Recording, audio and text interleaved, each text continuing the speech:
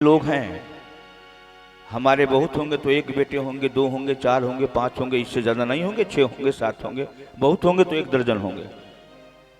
भगवान के, भगवान श्री कृष्ण के 16,108 रानियां थी और एक एक रानी से 10-10 बेटे थे। 16,108 गुणा 10 बराबर उतने उनके बेटे थे।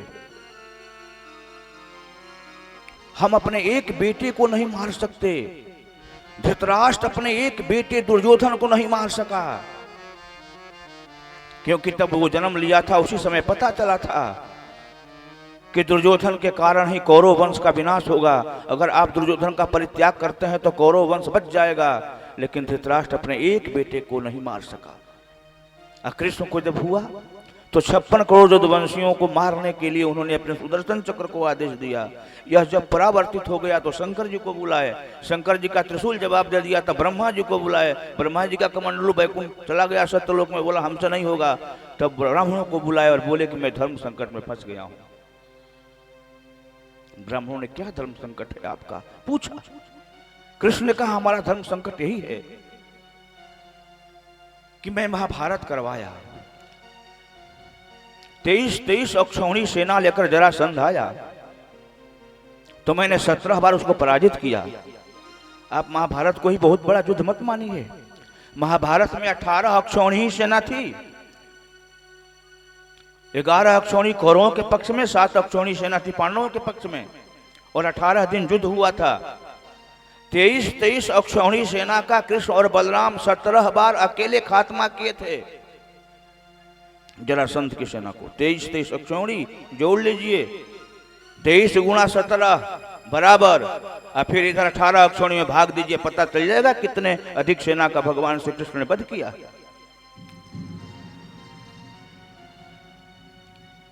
अब उनको चिंता हो रही है अपने पुत्रों, पौत्रों, प्रपौत्रों की, कि मेरे चले जाने के बाद तो ये पृथ्वी पर वही काम करेंगे जो दुर्योधन कर रहा था, कंस कर रहा था।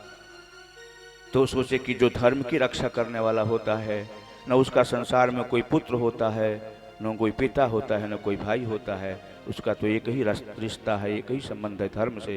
ब्राह्मणों को बुलाया, ब्राह्मणों से अभिशाप दिलवाया।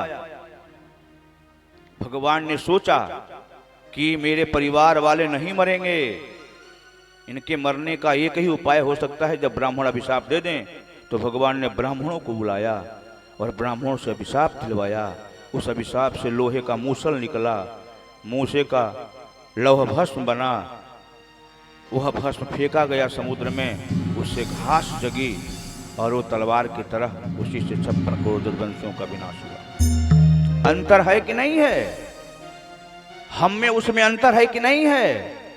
हम अपने एक बेटे को नहीं मार सकते, और वो अपने करोड़ों बेटों को अपने सामने मरवाया, अपने भाइयों को मरवाया, अपने रिश्तेदारों को, सगे संबंधियों को, अपने पोतों को मरवाया, इसलिए कि वो धर्म के विरुद्ध जा रहे थे, वो धर्म की हानि करने वाले थे।